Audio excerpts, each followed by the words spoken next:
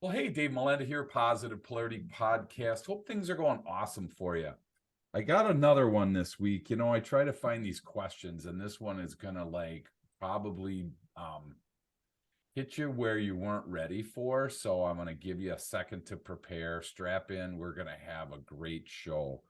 And this one is really kind of geared at me. So if it doesn't apply to you, I get it, but I'm guessing it probably does. And the question is, maybe I should give up. And I'm like, oh my gosh, that is so there's someone else in this world that actually thought this, because I know in my career path, this has come up in my world more than once. So I found a guy that's just going to be releasing a book called Maybe You Should Give Up. So I'm like, you know what? I got to get this guy on the show. And so, Byron Morrison, I'm honored to be hanging out with you. How are you today? Hey, I'm doing fantastic, thanks. And yeah, I'm really excited to be here. Thanks for having me on the show. Absolutely. And you're all the way from England, so that's where the accent's from. So it's not South or Texas or anything. That's actually a real accent, right? Or I have the accent probably in your mind. So you sound normal. I totally get it. So, well, thanks for jumping on again today. Super excited. And I did in prepping for this and contemplating my entrepreneurial journey, it's really evident that this question came up for me. And then I started to realize how many people around me have had this issue. So tell me what's the book about? It's called Maybe You Should Give Up, and then 7 ways to get out of your own way and take control of your life. So how does that help us as an entrepreneur? If they're listening today, what are some things that the book helps us with? Yeah, so maybe you should give up is not about giving up on your goals and dreams. Like over the last decade, I've been fortunate enough now to work with entrepreneurs, business leaders, and CEOs in 15 different countries. And I've seen that the biggest barrier in the way of most people's success is themselves. It's that sabotaging voice that causes them to overthink, to second guess themselves, to avoid taking the actions they know they need to take to create the life that they want. And in that journey, I discovered that there's 7 mental blocks that hold all of us back, that stop us from creating the life that we actually deserve. And that's why the book is actually about giving up on all of those mental barriers and setting yourself free so that you can get to that next level of success.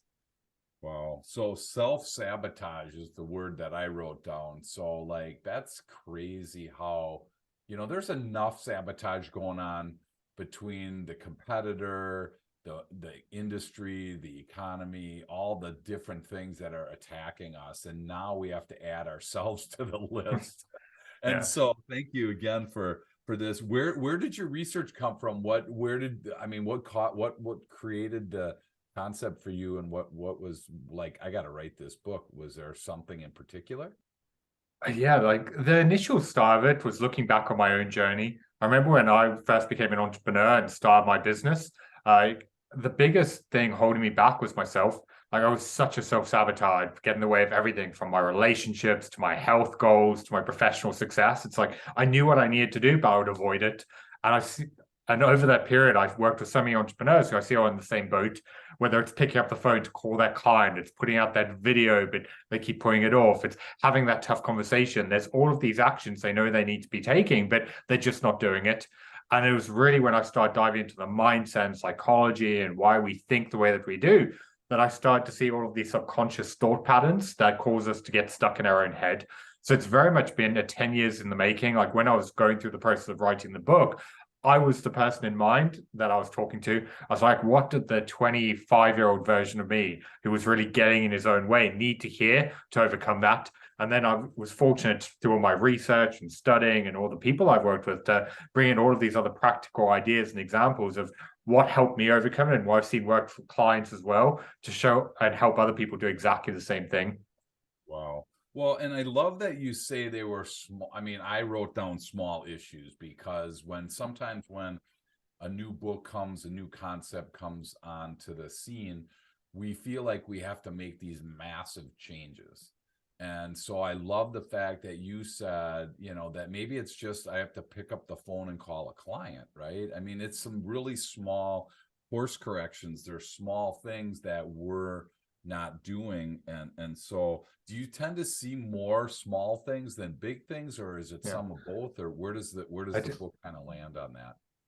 It's definitely a mixture of both, but it's going to come down to the individual and what's going on in their world. Because I'm a big advocate of breaking down big life changes into small steps. Because I find this is also where we sabotage ourselves. Because a lot of entrepreneurs have this big vision. They're like, this is the change I want to make. This is the big dream that I'm striving towards. And because it's such a large thing, they just get overwhelmed. It's such a daunting prospect that they just don't do anything about it, or they just keep putting off and procrastinating. So I do always push people. It's like, how do you break that big vision down into the actions you need to take today in order to make progress? But then on a granular level, it's figuring out what's actually holding you back. Because while us talking about now saying picking up the phone to call that client may sound like a small thing, to someone who's paralyzed and stuck in fear, it can be such an insurmountable thing. And that's why it's really understanding, like, why are you putting these things off? Like, there's a really good example I give of this in the book where I was talking about a past client who he knew that he needed to pick up the phone to start generating business, but for weeks he had been avoiding it. And the reason being is he had had so many setbacks that had just built up in the snowball effect that he was on a subconscious level just terrified of being rejected. Like he didn't realize it at the time, but he just kept putting off picking up the phone because he was so worried about another failure and another no. And that was why he would just put himself into tasks that didn't actually matter. And it was only when, so for him, even though it seemed like a small action, it was actually a really big thing that he needed to overcome. So I never want to just say like, oh, it's a small deal, because I don't want to like reduce what someone's going through and say, oh, it's like not a big thing. But I think it's just, I think for every single one of us, we need to understand what's going on and why.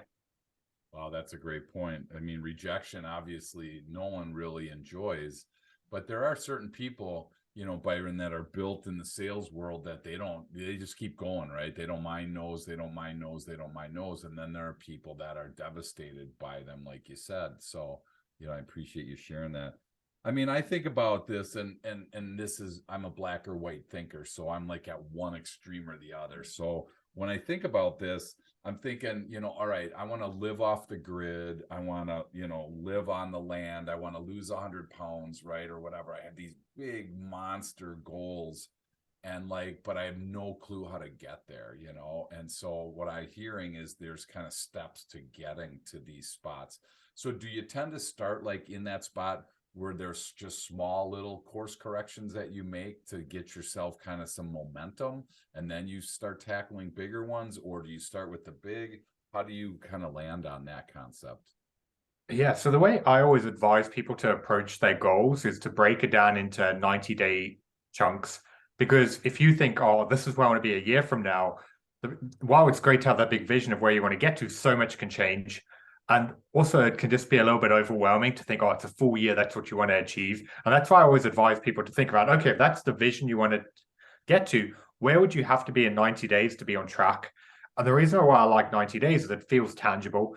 Let's say you want to lose some weight, you want to launch a new product, whatever it is.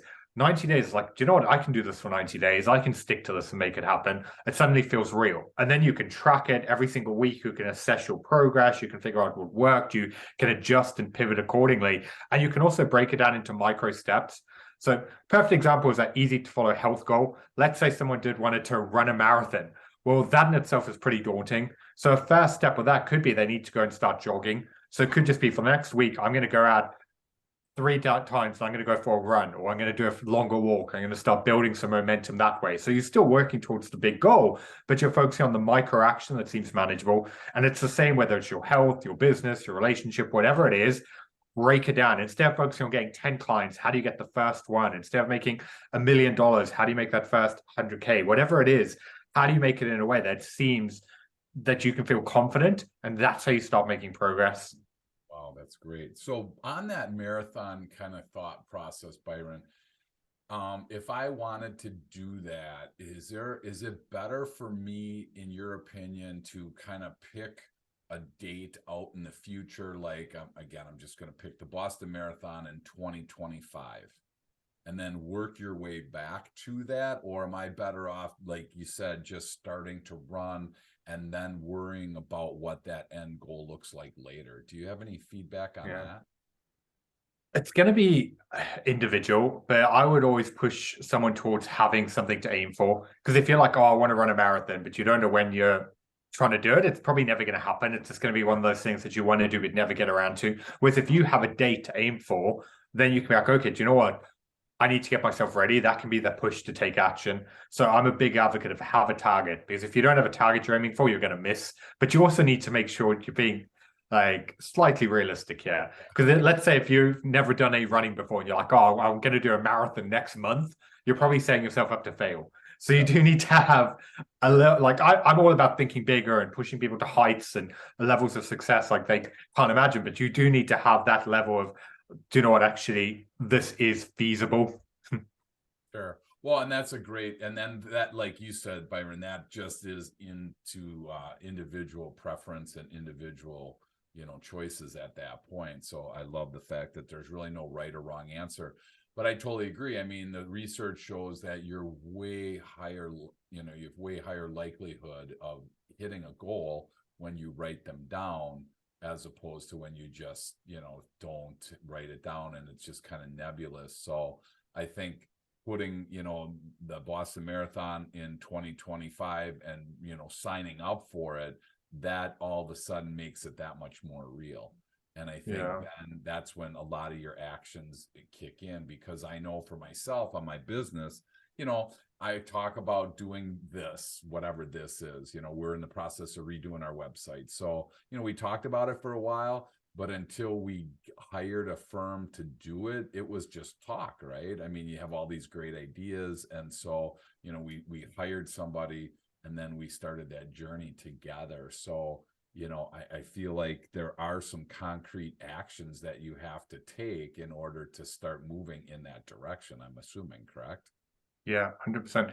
There's one thing I'd love to add into what you said as well, because you're absolutely spot on with if you write your goals down, you're more likely to achieve them. But one big mistake I see so many, not just entrepreneurs, but people across the board making, is they just lose sight of what they're doing. Like, look at New Year's resolutioners. They begin the start of the year, they're all motivated. They're like, these are the changes I want to make. Then life gets busy. They forget about what they wanted and it becomes an afterthought. And this is why I found that anyone can take action on the days that they feel motivated and they want to do it. But it's on the days that you don't, that are truly going to determine your results. And one of the best and easiest ways to push yourself to follow through is take 30 seconds every morning and remind yourself, what are you doing and why?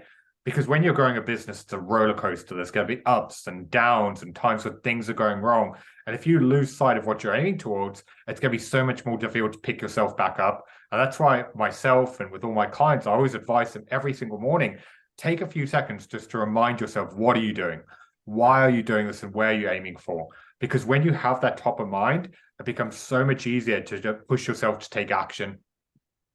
Well, and now all of a sudden, I mean, that to me, I wrote down the word clarity, because now I have to be pretty clear in where I'm headed, because otherwise, sometimes it's like, I just want to get through the day might be your concept. Well, you're going to get through the day, but the reality is how clear do you get with those? So are you really saying, I want to accomplish X and Y and Z? I mean, are you getting pretty specific on that list then, Byron? Yeah, you have to know, okay, these are the key things I need to get done to move me forward. And that's why I like the 90-day targets, because then you can figure out, okay, if that's whether it's a revenue goal or a client goal, health, whatever it is, if you know where you want to be in 90 days, you can break it down and you can, one of my favorite questions to ask going into the week is, what would need to have happened by 5 p.m. Friday for this week to be a success? Wow. And then reverse engineering that further and going into the day and being like, okay, if I know this is where I want to be on Friday, what do I need to move forward today? And using that to really prioritize the key tasks that you follow through with. Because if you don't have a clear plan in business, it's so easy just to have your days pulled into reactive problems. Like, we've all had those weeks where you feel like you're all over the place, like so many things going on, but you look back, you're like, I don't actually know what I did. And it's just so easy to get stuck in the trenches in that firefighting. And that's why you have to have a clear intention of, these are the things that actually matter, that are going to move the needle forward, and then really defend your time to get them done. Well, I tell you, and for me, a tool that really is helpful is using my calendar to its maximum potential. I mean, like, obviously for this show, you and I both had this on our calendar, right? But interestingly enough, I run into a lot of people when I look at their calendar, and they like, if today was your only appointment with another person, I see a lot of calendars just blank for the remainder of the day. And it's like, well, what about follow up if you're in sales, or prospecting if you're in sales, or what about, getting your projections done that you need for a quarter, three, I mean, actually schedule that time. So I'm just curious if in your work with all your CEOs, how does that come up a lot? The time management, how to use it? It seems like that would be part of what you're talking about with these guys and girls. Yeah, I've got an entire book on that called The Effective CEO, which is all about time management and planning and productivity. And this is something that actually I see this is going to surprise you, but so many of the CEOs I work with are very bad at planning their days because they're just so pulled into reactive problems and busy work. They don't move the needle on things that truly matter. And that's why it's a core part of what I have to do with clients, is really breaking down and figuring out, okay, what actually matters, what's going to move you forward, what's going to lead to growth, and then scheduling time for it. And so many people I speak to just tell me, like, I'm so busy, I don't have time to plan. And like, that's a red flag that you need it more than ever. And anyone listening to this, I would really just advise you to take 5 to 10 minutes every single morning and figure out what actually matters today. Because if you don't plan for it, it's not going to happen. And then you just risk going into the day and focusing on tasks you feel like doing. So you really need to figure out, okay, what are you aiming for? What are the key things you need to move forward? And then structure exactly what you said. Use your calendar, look at the available time you have, and then schedule accordingly. And that's how you're going to set yourself up to actually move tasks that will lead to growth forward in a way that's actually going to move you forward. Sure. Well, and I'm to the point where I'm trying to plan into my day emails and things like that, because I don't know about you, but man, when I see the little yellow envelope at the bottom of my screen and there's an email in there, I'm like, oh, great. I could be in the middle of a project. Fortunately, I don't do it like in this, because that'd be really awkward. You and me talking. Next thing you know, I'm on to an email, right? But I treat like this time is really special. And then I go into other modes, and I might be prepping something, do a PowerPoint, whatever I'm doing, and I don't treat that time nearly as special. And so that's what's unique, is that, for me, that's the stuff that I'm working on. So I'm just curious, in your book, when you talk about 7 ways to get out of your own way, what are some things that we tend to keep in our way? Like for me, emails are things that I have to get out, work my way out of. What are some things in the book that you talk about how to get out of your own way and then start taking control of your life? Yeah. So what I found is the biggest thing holding most people back is fear. So where Okay. you know what you need to do, but you're just not doing it. And I find that whether it's failure, rejection, not being good enough, being judged, whatever it is, this is the thing that can stop us from taking action. And one thing I found that's incredibly powerful is, if you want to overcome that fear, you have to learn to reframe it. And that starts firstly by you becoming aware of what you're actually afraid of. Like, you need to stop and really ask yourself, okay, why am I avoiding this? What's going on that I'm so afraid of, or that's paralyzing me and stopping me from taking action? And then you need to tip the scale in the other direction. Rather than focusing on what could go wrong, you need to start focusing on what happens if you don't follow through. What happens if you reach the end of your days and you look back, never having achieved your goals? What happens if you reach the end of the month and you haven't hit your revenue targets and you can't provide for your family? What happens if you let your team, your customers, and everyone else down? If you can tip the scale in a way that the fear of not taking action becomes more painful of what could go wrong, or the fear that you're facing, then suddenly it's more painful not to follow through. And I found that this can be such an empowering way of looking at it. Let's say someone listening to this right now, going back to one of the examples we used before, let's say they're avoiding picking up the phone to talk to their potential prospect, or sending that email, or whatever it is to bring in new business. Yep. That fear may be coming in that they're worried, what if they say no? What if they fail? Whatever it is. So they have to start focusing on what's going to happen if they don't actually follow through with it. And when you can actually start looking at the bigger picture, you get yourself out of the moment and you start focusing on the macro. And then it becomes so much easier to push yourself to follow through. Because you have to remember, the life that you want to live is on the other side of that fear. And until you break through it, you're never going to take control of it. And that starts by recognizing, what are you afraid of? And then reframing it in a way that you can push yourself to actually take action. Yeah. Wow. Well, and fear, who obviously likes confronting their fears, right? I mean, it's one of those things that not a lot of people invest time in, and they kind of run the opposite direction when fear's around.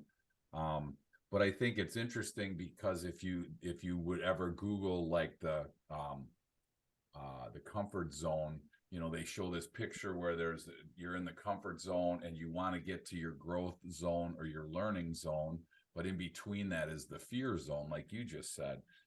Fear keeps us from moving forward so much, so then we stay in our comfort zone. We don't make that call. We don't go ahead and try to make that email. We don't try to move to the next level because it's safe, it's comfortable. Yeah. But most entrepreneurs, they can't stay in that spot. I mean, what worked yesterday may not work today. I mean, Blockbuster's probably a great example of that. There's probably a boardroom full of people. Oh, I shouldn't ask, did they have Blockbuster Video in the UK? Yeah, I remember very fond memories as a kid, like the usual kind of Friday night, go to Blockbuster, like rent a DVD. Yeah. Yeah. But so think about that, right? I mean, there was they had 9,000 stores. I mean, they were billions of dollars in sales. It was really a powerhouse for a while. And I could just imagine Byron, them all sitting in their boardroom, and somebody mentions this, new Netflix thing, and they had the opportunity to buy them on a couple of occasions and they didn't.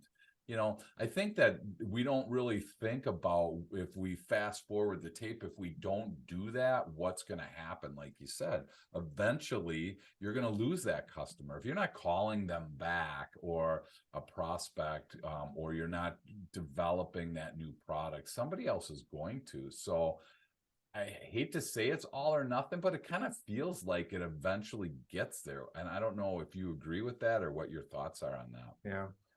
It's a great example that you've given. And this is why the key thing, if you want to be a really effective entrepreneur, you have to start developing the mindset to think 5 steps ahead. Because most people live their life in a mentality where they're just focusing on the current problem or situation they're in. So their actions and decisions and the choices they make every single day is built around prioritizing comfort or pleasure or that in the now satisfaction.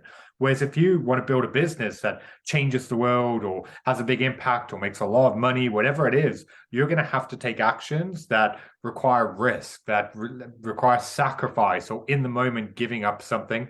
And this is where a lot of people struggle because they're so focused on what could go wrong or what's going on in this very moment, that they avoid the very thing that they need to do to actually get them to where they want to be. And this is why if you look at the most effective entrepreneurs and leaders, they're always looking, what are the consequences of this action? They're playing it out into the future and looking the good and the bad, what actually goes into this, and then making decisions based on where they want to get to, not just on where they are. And when you really start actually thinking that way, that's when the entire game changes for you. Wow. Hey, I want to unpack this think 5 steps ahead thing with you, but we're going to take a quick break and we'll be right back. Awesome. Hey, listen, so I have to say, full disclosure, I've never thought about thinking 5 steps ahead. I'm exactly the person that you're talking to, where I'm just worried about what's in front of me right now. So for somebody listening that's in the same camp that I'm in, I don't even know where to start with that, Byron. How do I think 5 steps ahead when I'm just worried about paying the rent or making payroll or finding that next client? How do you get yourself out of that to start thinking 5 steps ahead? I'd love to learn what that is. Yeah, so let me give you a real world example of this I share in the book. So there was a time when I first started my business where for the first 18 months, truth be told, things were not going very well. Like I knew I was really good at the coaching aspect and helping people, but I didn't know how to market. I didn't know how to get customers. Like I was just stuck. And for 18 months, it felt like I was banging my head against the wall and nothing was working. And I remember at the time there was a company that I was following who helped businesses exactly like mine. I watched their testimonials. I'd seen the other people that they'd helped, and I was convinced that they could help me. I remember I got on an application call with them. They went through everything, and they're like, it's going to be $10,000 to get this help. And I remember at that time, I'd come out of the corporate world. I'd been bootstrapping a business for 18 months. Like I was broke. Like that was just an insurmountable amount of money to me. Yep. And for me, like there was just this huge fear. And I remember at that point I needed to start looking at what was really going on here. Because if I looked at that decision and broke it down, my parents told me it was a stupid decision. They're like, it's too much of a risk. Friends were like, you're being crazy. You can't spend that amount of money. All of them were just focused on the current situation and the problem. Whereas if I wanted to actually be an effective leader here, I had to think 5 steps ahead, playing it out in different scenarios.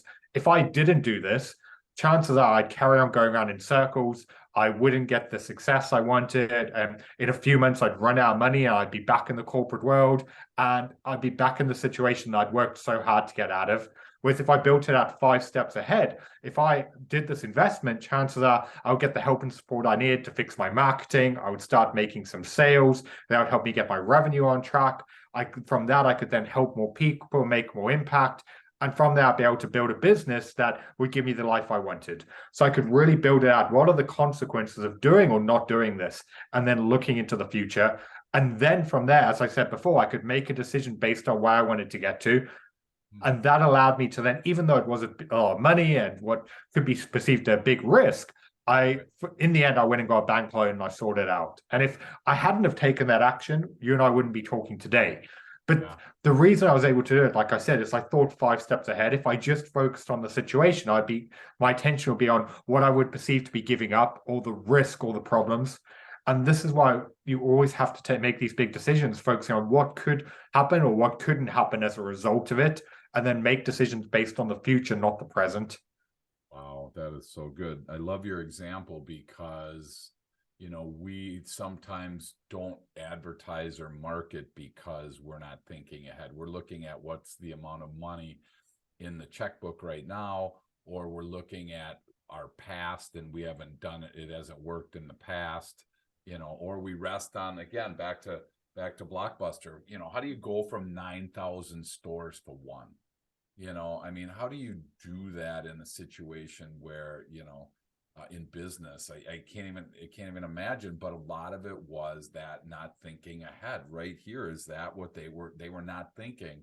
What is this going to look like? Another example that I'd love to talk about is Kodak. They had a guy, one of their chief guys finds the solution and makes this camera. It looks like the size of a small microwave, but it was able to push a button and outspit an actual picture. It was like instant film, right? And they were like, before that even was a thing, and I believe that was like in the 70s, they said, we don't want that. Don't do that. We have no interest in that. That's not where our company's headed. Well, they ended up in bankruptcy because a large part was because that instant film type thing took over. Someone else took that. Why is it so darn easy for us, Byron, to not think ahead, to just keep those blinders on? Is it blind spots that we don't know, or do we know and we just choose not to? I'm curious where you sit on that. It's going to be situation dependent, but a lot of the time it just comes from a scarcity mindset where we're focusing on the current situation. You've given 2 fantastic examples of this going wrong. But in the book, I give a really great example of this actually going right. The young people, the young people listening to this may not believe this, but just over a decade ago, like ordering stuff on the internet was a pretty daunting prospect. Like when online shopping was a new thing, most people didn't want to do it. People were afraid or their money's going to get stolen. And for a lot of retailers, it just was a daunting prospect. And one in particular was Zappos, who were an online shoe retailer. And at the time, they were struggling. They weren't hitting revenue. They didn't have any physical stores. So their business model was broken. And the people in charge of the business at the time went to the stakeholders and said that what they wanted to start doing was offering free returns on any orders. And their stakeholders said, that's a terrible idea. They're like, we're going to lose so much money. This is never going to work. And they pushed through regardless, because they were like thinking 5 steps ahead. They're like, if we offer people the ability to try on shoes, if they don't like them, they can return them. It's going to work. And people loved the idea and they absolutely exploded. And that grew them into the business they are now. And so that's a perfect example of someone looking at the current problem and thinking, okay, this is what's not working. These are the opportunities. And then making a decision based on that's the business we want and using it accordingly. So I think Kodak and Blockbuster are fantastic examples of people who didn't do it. But there's plenty like Zappos as an example of ones that did. And it's just, going back to what you said before, people feel comfortable. Like even though they're in a situation, things aren't going right, it's still a level of security. They're like, well, we know how this is going to turn out. Whereas going back to a point that I said earlier, like the goals in life that you want is on the other side of that change, but you need to embrace it and be willing to go in. And that doesn't mean be reckless and make stupid decisions, but it does mean really looking at through them, what you're doing through the lens of where you're trying to get to, and ultimately what are going to be the payoffs of allowing you to dive in and see what happens. Yeah. So I'm assuming that there's some mental roadblocks that people run into, like in that fear zone where they're just kind of they're, like that self-doubt and things that like that come up. What causes people? What have you found that causes people to doubt? I mean, I'm just Yeah. curious if there's anything that really pops up as a Yeah. sign for us. Well, this is kind of the whole core of the book. In the introduction, the reason that what anyone listening to this right now needs to understand is that your brain has been programmed in a way that it wants to survive. It doesn't want to thrive. It wants to keep everything the same types of relationships, the same amount of weight on your body, the same amount of wealth, happiness, and joy. It wants to keep everything the same because everything in your past has been survived, meaning it's far safer than anything new, as all of your goals, your dreams, your aspirations, they're all new, meaning they bring with them an inherent risk. And that's why, even though you might be unhappy in the situation you're in right now, your brain takes comfort in what it knows because it can predict the future. And its entire purpose is to get you to survive for as long as possible. And this is why, whenever you start making progress, it fills your head with doubts of what if it goes wrong? What if you're not good enough? What if you fail? It puts all of these sabotaging thoughts in your head because it wants to trip you up and keep you where you are. And this is why you're never going to be able to take control of the life that you want until you change the way that you think, because your brain is designed in a way that it doesn't want you to move forward. And that's where those doubts and those fears are coming from, because it wants to protect you and keep you where you are. Wow, holy cow! So if I want, I can blame my brain, right? And just kind of take no responsibility. It is like, but it's so fascinating. It's just like on a Yeah, that subconscious is. level of our brains are the ones tripping us up. But that's why if you can change the way that you think, you can change your life. And it goes back to the really recognizing what you want. And then one big piece of advice, like I'd love to give to the listeners, is the biggest thing I found as to why most people don't achieve their goals is they focus too much on what they want, but they don't figure out who they need to become. And the reason why this is so important is every new level of success requires a new level of you, which is why your current habits, your behaviors, your way of doing things that got you to where you are isn't going to get you to the next level. And that's why you really need to take some time to think about, okay, that's the vision I want to achieve. Who's the version of me that made it happen? What do they look like? What actions did they take? What habits did they develop? What non-negotiables did they follow through with every single day that got them to where they are? That's going to allow you to develop a roadmap to be like, okay, this is how I need to start showing up every single day to actually turn my vision into a reality. And the reason why I love this is, as I said to you earlier on this episode, like anyone can take action on the days they motivate, but it's on the days that you don't that is really going to determine your results. And that's why instead of relying on willpower or motivation to push yourself to follow through, whenever you've got something that you need to get done, you have to ask yourself, what would the version of me who's achieved the results I want do right now? Would he make excuses? Would he procrastinate? Would he put it off? Or would he push himself to take action? Because when you start making choices and taking action based on the person you want to become, that's how you'll start actually building momentum. And over time, you'll then start reprogramming your subconscious as well to break through those mental blocks. And it'll give you a new level of confidence and belief in who you are as you become that person. Wow. So I am thinking about, for me personally, I was raised as a swimmer, swam competitively and stuff like that for a lot of my life. And so I have been taught since I was little that you hold your breath underwater. You don't breathe underwater because bad things happen. So then, fast forward the tape, I try to snorkel and I can't breathe underwater because my brain is doing exactly what you said, right? Looking at the past and saying, hey, you can't do it this way. It's safer to not do that. So I put a mask on with a snorkel and I can't breathe in. I literally try and it just will not allow me to do that. So if that's if somebody's listening and that they have that type of behavior that can't happen. How do you get your brain to, how do you open that up? I mean, where do I go for that? Or where would someone go listening? What do you do? I mean, it's real in my mind. I know that this apparatus works, Byron, but I also know that 40 years of swimming have told me X. So what do you do?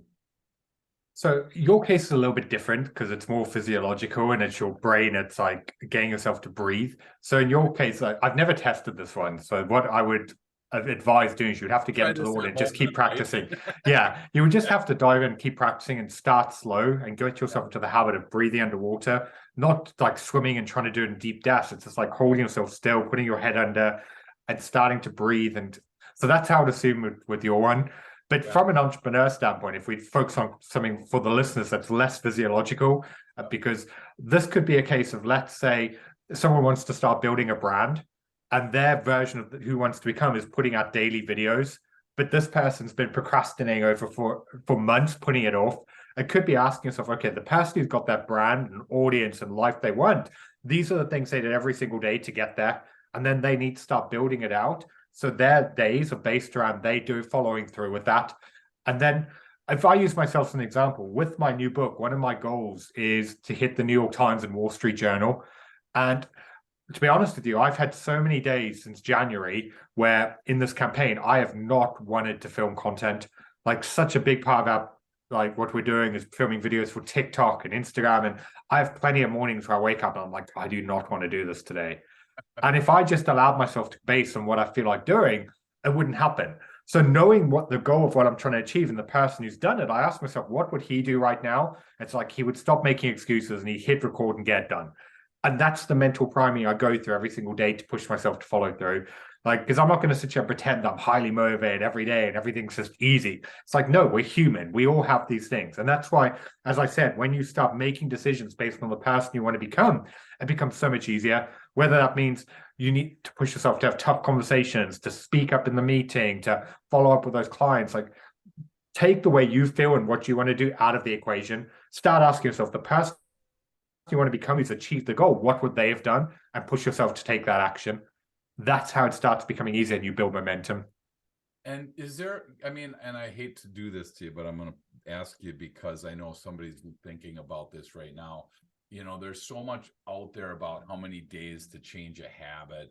Do you have any inkling on, is this a week thing? Is this a month thing? Is this a lifetime thing? I mean, does it get easier? Does it get to a point where it becomes more natural as you do it more? Yeah. The research on it says that it takes 21 to 66 days.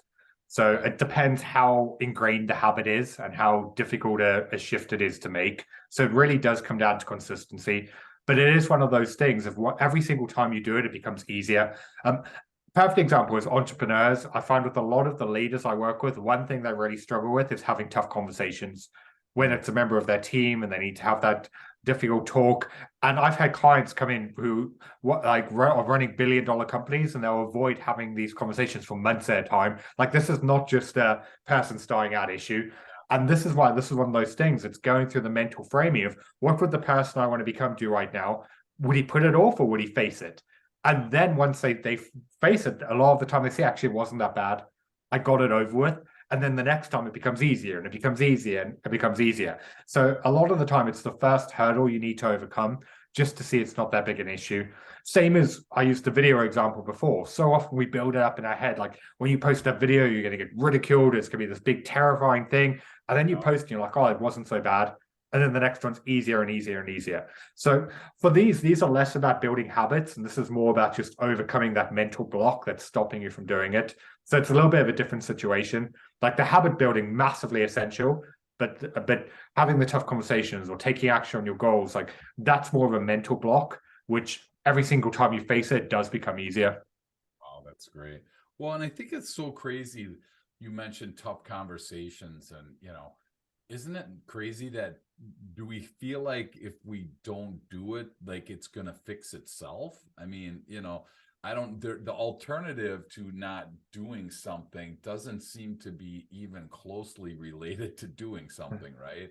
It's not like, am I going to take a left or a right? I'm going to eventually end up in the same spot. If I take a different way home, that's really doesn't matter. But not doing something like a tough conversation, where that person could potentially be causing harm to somebody else or harm to themselves or harm to a customer. Why? I mean, our brain is that powerful for that it turns us to think back, like you said before. That what's happening when somebody doesn't do a tough conversation? Yeah. It goes back to exactly what we spoke about earlier with the thinking 5 steps ahead, where people don't take that conversation because they're focused on avoiding pain. So even though they know it's an issue, it needs to get done, they want to avoid that discomfort of facing it. And that's why I absolutely love the framing of thinking 5 steps ahead. It's to stop here and asking yourself, like, if I don't do this, what's the consequence? Well, that person can continue underperforming. They can continue being toxic. It could lead to other team members leaving. It could lead to all these negative things. And then if I face, I can start getting clarity on it. We can move forward. We can find a resolution. And you can start looking at all of those issues and really understand what's going on. But if you're just pulled into the moment and it's just you're focused on the discomfort of not wanting to do it, that's why you're not taking action. And also, a lot of the time, we make these things out to be bigger deals than they actually are. Our brain blows out of proportion where we worry that it's going to be this huge traumatic thing and it's going to be a big conflict and breakdown. And actually, a lot of the time, it's just about clarity. It's just like, do you know what? There's an issue here. And we need to talk about what's happening and figure out a way to move forward. So it's just really understanding, like, is your brain blowing it up into be a huge issue? And if so, what's really going on here? And then push yourself to pull the band-aid off and get it over with. Wow, that's so awesome. Do you coach people on this as well, Byron? Yeah, this is the core of what I do. So my primary service is I work with CEOs, entrepreneurs, and business leaders to help them take control and become more effective in their role. So a lot of it is focused on how they deal with challenges and setbacks, changing the way they think, navigate problems, deal with their team, and really how they're showing up as a leader so they can become who they need to be to actually get to that next level of success. Like that's been my focus for nearly a decade now. Sure. And that's what I think is so powerful about this as we start to land the plane today. For somebody listening, I just try to encourage people so often, why try to do this alone? It's challenging to run a business. And if you're not part of a CEO roundtable, or if you don't have a mentor, you don't have a coach, that's why people like Byron are here to be able to, help you with that. There was some super awesome information today that I'm gonna have to re-listen now, Byron, because I'm like, man, I couldn't take notes fast enough to what you were saying.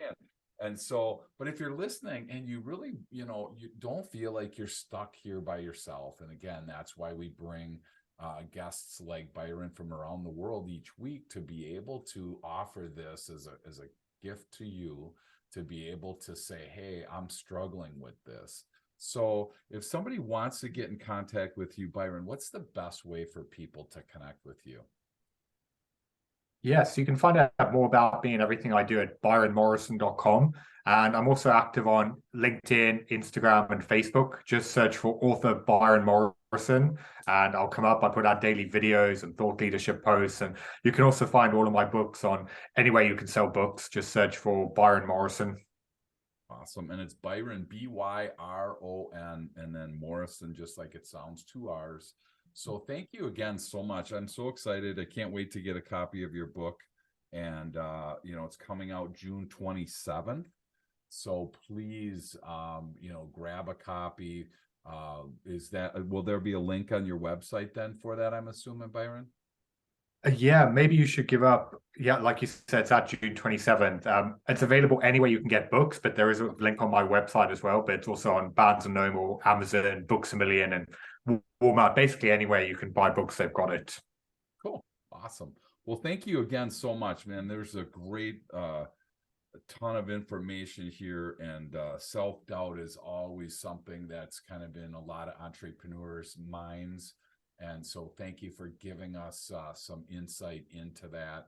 And again, if you're listening, rather than just jump into your next podcast or your next activity, just take a minute and just kind of reflect on what Byron said.